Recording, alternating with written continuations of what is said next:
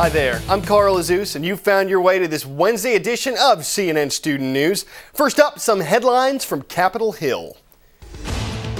1 week before President-elect Barack Obama's inauguration, the Senate is holding confirmation hearings for some of his cabinet picks. Senator Hillary Clinton, the nominee for Secretary of State, spoke with the committee yesterday.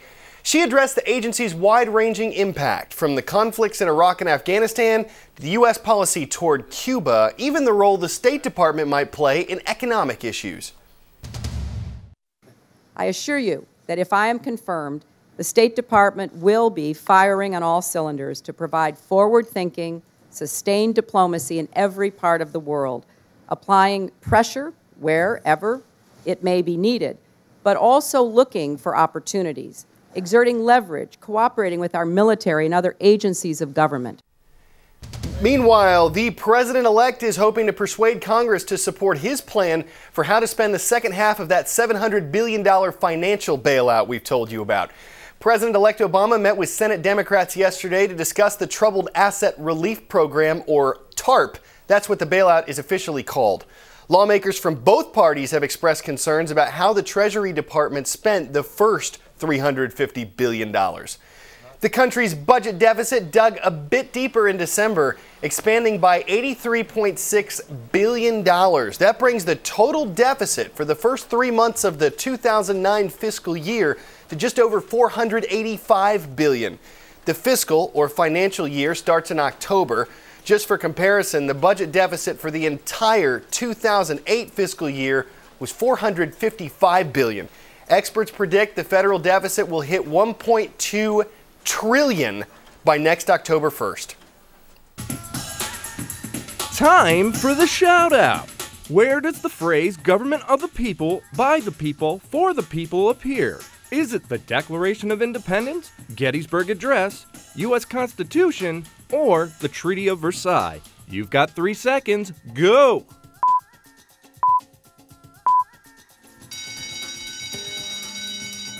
Abraham Lincoln's Gettysburg Address includes that famous phrase.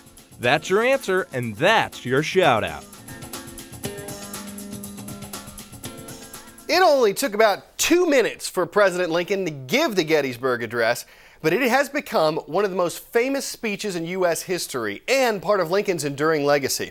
He went from humble beginnings to the highest office in the land, and Americans, including some of Lincoln's successors, seem to be just fascinated with the 16th president. Carol Costello examines this love of Lincoln. He's a rock star. No, not him. Him! The big man in the stovetop hat is Washington's it man. Barack Obama reveres him, opting to use Lincoln's Bible at his inaugural, visiting Lincoln's memorial on Saturday in D.C., and speaking of Lincoln's spirit often. Abraham Lincoln did not simply win a war or hold the Union together. Even George Bush, in his last news conference as president, spoke of a spiritual bond with Lincoln. I've been reading, a lot about Abraham Lincoln during my presidency, and there's some pretty harsh discord when it came to the 16th president, just like there's been harsh discord for the 43rd president. Historians say Richard Nixon related to Lincoln too. His sentiments playing out in the movie Nixon. It's true. Nixon paid a midnight visit to Lincoln's memorial at the height of the Vietnam War, searching for spiritual answers from a dead Civil War president, but finding war protesters instead. Hi, I'm Dick Nixon. Some historians worry all of this Lincoln love is a bit much. Harold Holzer wrote, Lincoln, president-elect. I worry when presidents try to massage the lessons of history to fit the contours of their own problems and their own reactions. While Holzer does not think Barack Obama is guilty of that, others do. Perhaps it began during the campaign when George McGovern introduced Obama in Illinois. Illinois gave us Abraham Lincoln. That state may now have given us a second Abraham Lincoln. Or when artists started to morph Obama's and Lincoln's faces, meet Linkoma. Or when Obama said a portrait of Lincoln in his office asks him questions. It prompted former Reagan speechwriter Peggy Noonan to write in the Wall Street Journal, I'm sure that Lincoln portrait asks, Barack, why are you such an egomaniac? Or perhaps, is it no longer possible in American politics to speak of another's greatness without suggesting your own? Others give Obama and other Lincoln lovers the benefit of the doubt. Lincoln's history is so rich, so varied, there is something about him we can all relate to. Actually, it seems every American has a fascination with Abraham Lincoln. He is by far the favorite American president ever. And if you check on Amazon.com, there are more than 1,000 books available right now on Abraham Lincoln. Carol Costello, CNN, Washington. Is this legit? No U.S. state has a total ban on using a cell phone while driving. This one's true. No state has a total ban, although it's against the law to talk on a handheld phone in several states. All right, a couple of months ago, we aired a report on the potential dangers of texting while driving. Well, now there's one organization that's asking lawmakers to signal the end of all cell phone use behind the wheel. This group says it's all in the name of safety, but cell phone companies say they are being singled out unfairly. Hang up and drive. The National Safety Council wants to make that much more than a bumper sticker. It's calling for a nationwide law against phoning while driving. No handsets, no Bluetooth, no texting. If you're operating a car, you would not be operating a cell phone. The council cited a Harvard study from 2003 that estimated cell phone use on the road contributed to 6% of auto accidents. The council says when our friends are drinking, we take the car keys away. It's time to take the cell phone away. You can guess where the cell phone industry stands on this. They don't like it. And many Americans wouldn't either. According to Nationwide Insurance, more than 80% of U.S. drivers say they've used the phone while behind the wheel. A spokesman for Wireless Association CTIA says, "We believe there can be safe, sensible, responsible cell phone use for a brief period of time." CTIA also believes that cell phones are taking too much of the blame over other distractions, like eating, fiddling with the radio, getting distracted with passengers, or reading.